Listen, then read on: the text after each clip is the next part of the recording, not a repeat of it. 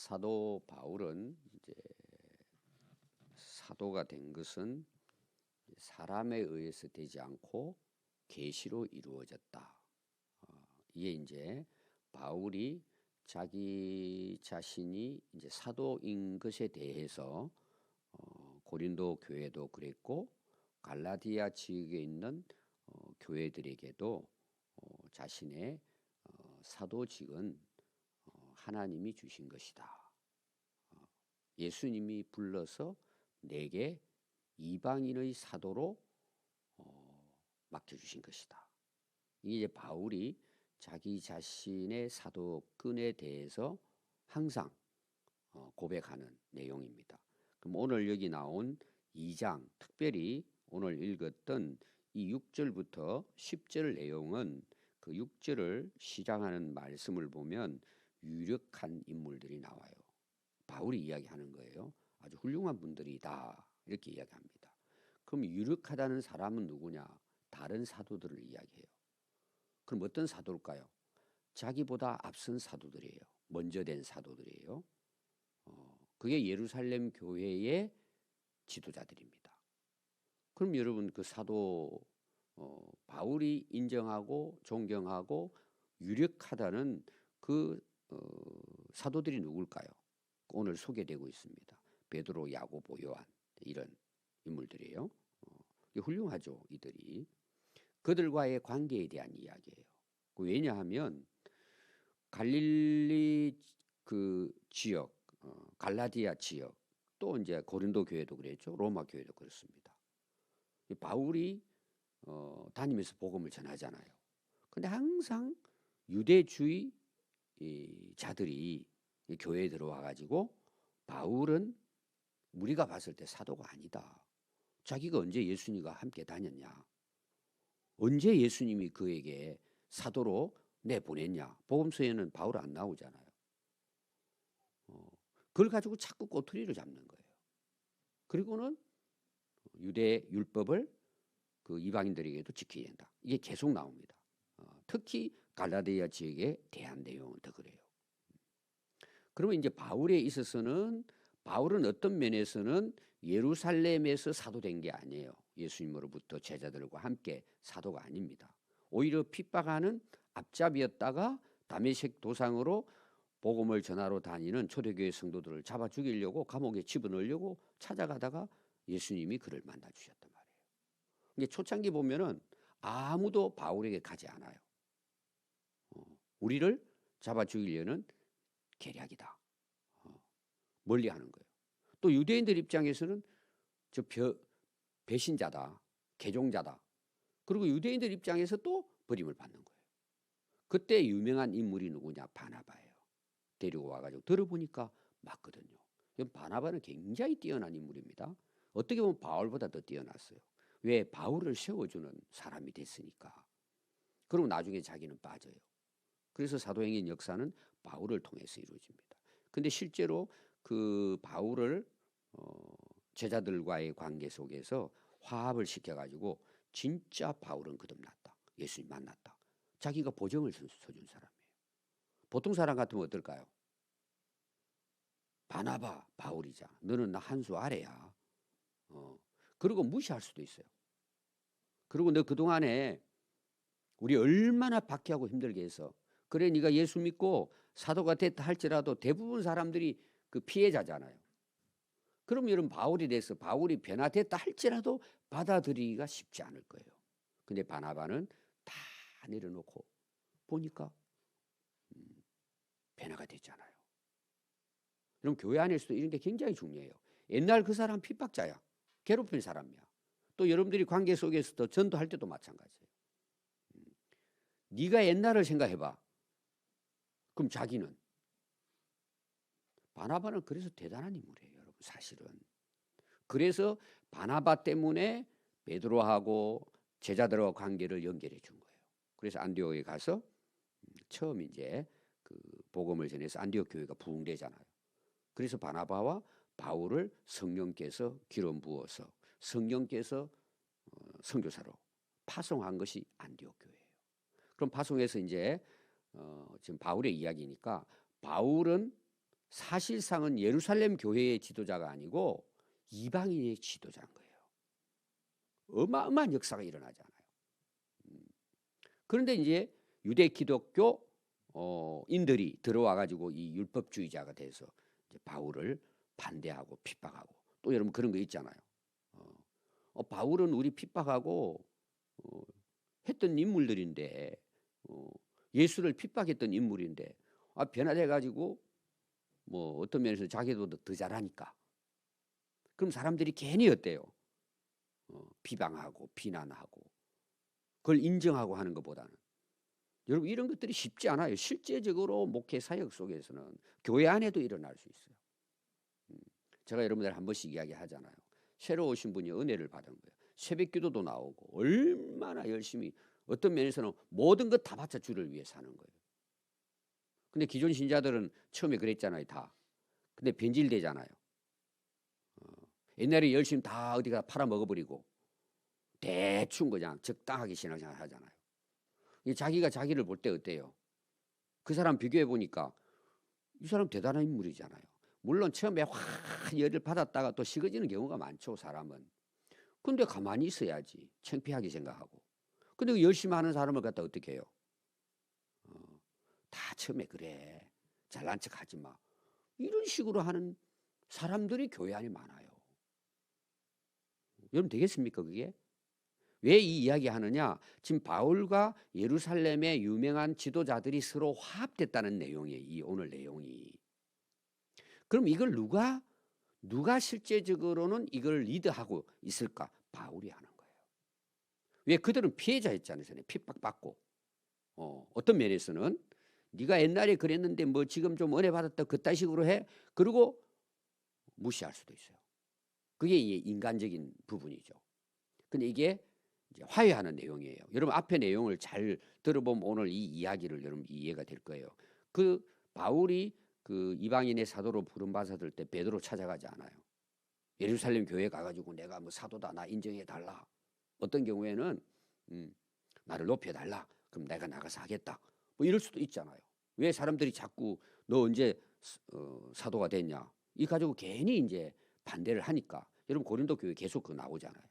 그런 부분들이. 여러분 전체를 이해하면 이제 오늘 이 내용은 이해하기는 쉽습니다. 그래서 바울이 그 자기보다 먼저 그 사도된 그 베드로라든지, 이제 우리가 객관적으로 전체적으로 봤을 때 바울이 훨씬 훌륭합니다. 예를 들어 볼까요? 여러분 베드로가 기록한 그 말씀하고 바울이 기록한 말씀 비교가 안 되잖아요. 27권의 신약을 13권을 바울이 기록했어요. 로마서는 복음 중에 복음이에요. 성경 중에 핵심이라 그래요. 굉장한, 갈라디아서도 마찬가지예요, 여러분. 그러면 어떤 경우에 또 바울은 어때요? 삼층층을 경험한 사람이에요. 하늘나라를 경험한 사람이에요. 엄청난 능력이 나타났어요. 그럼 바울이 그들이 한다 그러면 바울도 싹 무시해버려도 돼요. 어떤 경우에 우리가 그런 어떤 위치를 본다면. 근데 바울은 그렇게 하지 않아요. 이게 이제 제대로 된 사람이에요. 그래서 그들을 향해서 오늘 두 가지 용어를 씁니다. 유력한 사람, 오늘 말하면 유명한 사람, 정말 훌륭한 사람이다.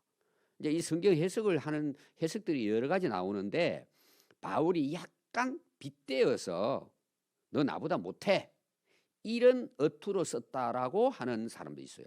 이제 연구한 사람들의 이야기예요. 그러나 우리가 바울이라는 인물을 전체적으로 봤을 때 바울은 그런 인물이 아니에요. 오히려 그들을 존경하고 있습니다. 그리고 또 아래 내려가 보면은 9절 봐요. 기둥같이 여기는 야고보, 게바, 요한도, 이렇게 나오죠. 이 용어 자체가 바로 알았던 거죠. 그들이. 그래서 이 관계에 대해서 서로 어떤 경우에는 이제 동일한 복음의 사도로서 같은 사역자다라는 걸 바울은 알아요. 이게 이제 바울이 사실은 이끌어갑니다. 근데 이 내용은 제가 이야기했어요.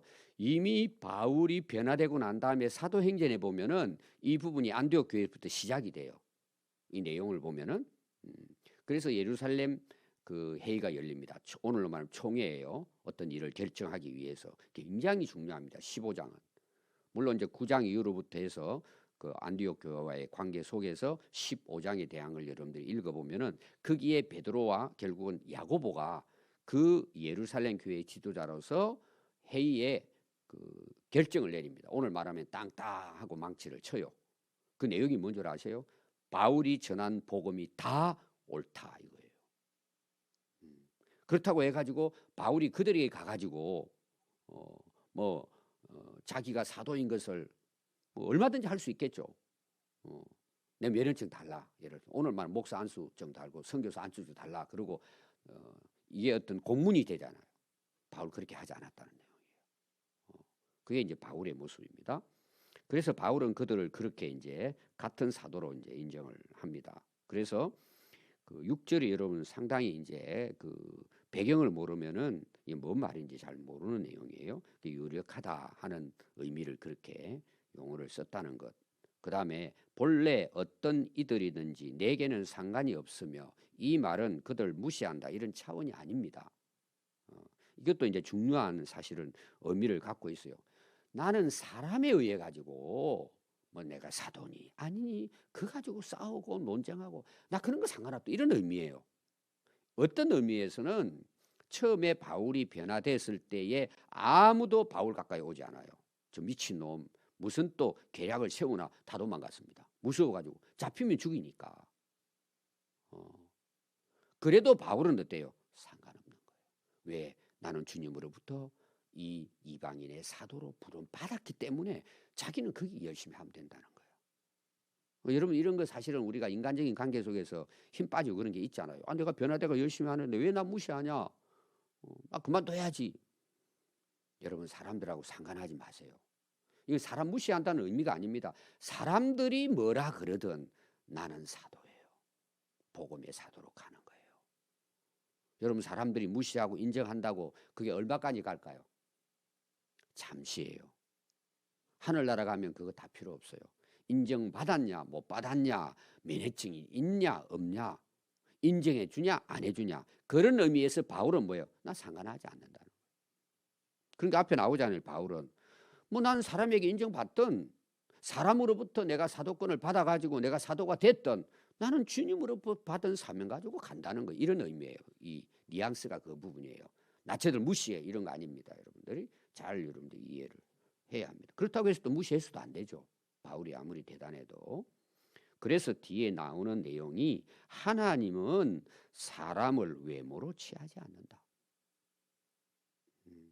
저 유력한 이들은 내게 의무를 더하여 준 것이 없다. 여러분 배경을 충분히 설명 들었으면 이거 읽으면 뭔 말인지 알 거예요. 그 중에 중요한 게 뭐냐? 여러분 하나님이 봐주시면 안 됩니까? 여러분 하나님이 내게 맡겨주신 사명이에요. 그럼 내가 그 받은 사명을 가지고 일을 해요. 하는 게 중요해요. 누가 인정해 주지 안 해주냐. 여러분 또 내가 그 사명을 가지고 있어도 바울도 부족한 게 있었어요. 싸우기도 하고 그래요. 바나바가 나눠지기도 하고 일을 하다 보면은 부족한 게 있어요. 그러니까 우리가 아무리 열심히 해도 부족한 게 있습니다. 그래서 사람들이 그걸 꼬투리 잡아가지고 할 수도 있어요. 그러나 여러분 신경 써야 안 써야 돼요. 하나님이 내게 맡겨주셨으면 사람들이 내 외모를 보고 여러분들이 그 바울을 괴롭히던 사람들이 뭐라 그래요? 키도 작고 말도 어둔하고 뭐 이런 말 하잖아요. 고린도 교회에서 무시하려고. 이런 목적이 뭘 같아요? 복음을 전하지 못하도록 하기 위한 사단의 역사란 말이에요. 여러분 그런데 너무 신경 쓰지 마요. 사람들은 인정해 줄 수도 있고 안 해줄 수도 있고 나는 또 실수할 수도 있고 잘한 것도 있을 수 있어요. 여러분 그걸 다 통해 가지고 우리가 성숙되는 거예요. 그러나 우리가 바울의 지금 중요한 건 뭐예요? 내 외모를 가지고 뭐 사도권 면허증이 있냐 이거 가지고 여러분 너무 다툴 필요 없다는 내용이야. 난 상관하지 않는다는 그런 부분들에 대해서. 왜? 하나님이 인정하면 안 돼요? 여러분 어때요? 꼭 사람들이 막 인정해주고 칭찬해줘야 뭐가 해요. 물론 힘은 되죠. 우리에게 뭐 함부로 그냥 힘 빠지게 하는 것보다는 잘합니다. 힘써주면 좋죠. 바울은 그런 거에 대해 흔들리지 않았다는 내용. 이거는 고집도 아니에요. 내 잘났다 해서 나만 따라간다. 이것도 아닙니다, 여러분. 제가 오늘 그 6절을 설명을 아주 그 좀 자세하게 하는 이유가 그런 관계들을 여러분들이 알면은 우리도 마찬가지예요. 그러니까 바울이 뭐라 그래요? 너희들 좀 이거 좀 본받아라 그러지 않아요. 내가 그리스도 본받은 것처럼. 꼭 여러분 기억하십시오. 이건 여러분 사실 바울의 대단한 성숙한 모습이에요. 여러분 사람들에게 의해 흔들리지 맙시다. 오늘 아멘 한 사람 진짜 그렇게 살아보세요. 하나님이 역사하세요. 여러분 하나님께 인정받는 건 어때요? 하늘나라 가면 영원히 인정받는 거예요. 사람들이 인정하는 거 여러분 너무 신경 쓰지 마요. 50% 생각. 저는 그렇게 생각해요. 또 한 번씩 설교하잖아요. 저에 대해서 뭐 좋게 여기는 사람은 50% 돼요. 또 목사님 그럴 수 있냐? 부정적으로 생각하면 50% 있다고 보면 돼요.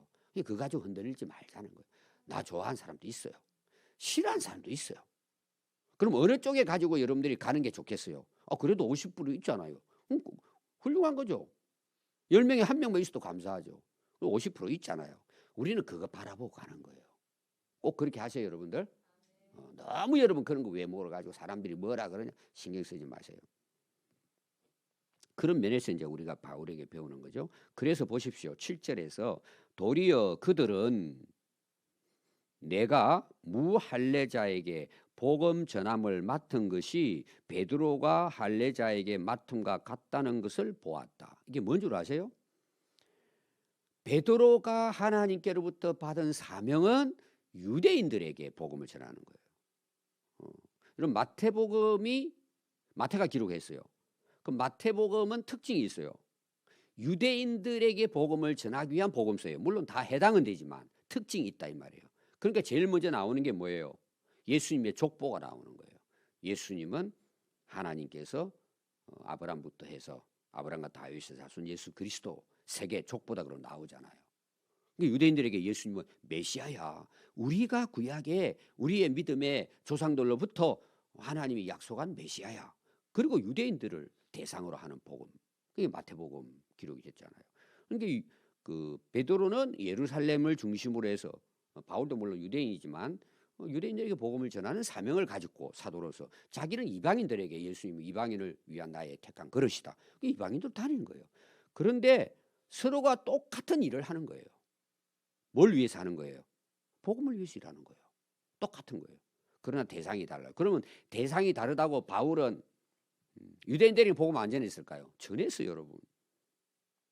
그럼 베드로는 유대인들에게만 복음을 전하니까 그러면은 이방인들에게는 복음 안 전했을 거예요.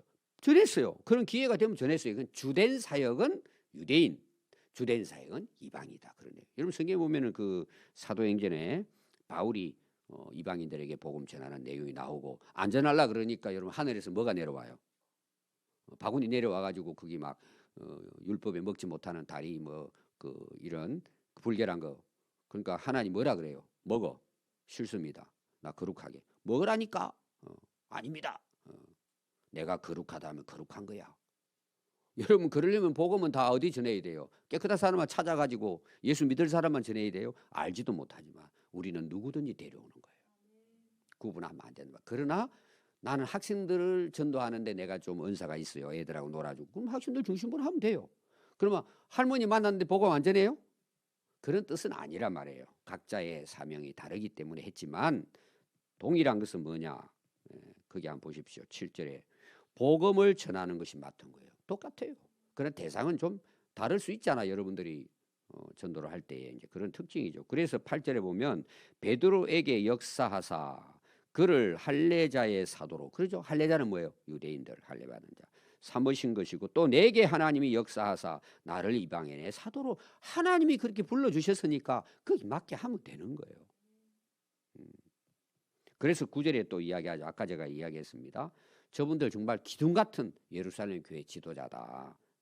그래서 야고보, 게바, 요한도 내게 주신 은혜를 알았단 말이에요. 인정했단 말이에요. 그게 아까 제가 이야기했죠. 집에 가서 사도행전 15장 9장부터 읽어보면 이제 베드로와 이방인의 관계에 대한 내용을 이해하기 쉽습니다. 기둥같이 여기는 야고보, 게바, 요한도 내게 주신 은혜를 알았어요. 이게 이제 예수님 만나서 사도로 부름 받은 걸 이제 그들이 인정한 거죠. 나와 바나바에게 바나바가 중간에서 역할을 했죠. 그러니까 이제 처음에는 바나바 저애도 미치지 않았어? 저놈을 왜 데리고 다녀? 이렇게 봤단 말이에요. 처음에는 이상하네. 구분을 못해 이렇게 봤단 말이에요. 바나바는 제대로 봤단 말이에요. 그들이 이상하게 본 거죠. 그래서 그들이 결국 어떻게 했다는 거예요? 친교에 악수를 하였다. 서로 이제 뭐예요? 협력하게 됐다 이런 내용이에요. 그래서 우리는 어디로 갔어요? 이방인에게로. 그들은 이제 예루살렘 중심으로 해서 유대 지역으로 해서 할례자에 가서 복음을 전하게 됐다 이거예요. 그래서 각자가 여러 사역은 다르지만 전하는 복음의 내용은 동일하다.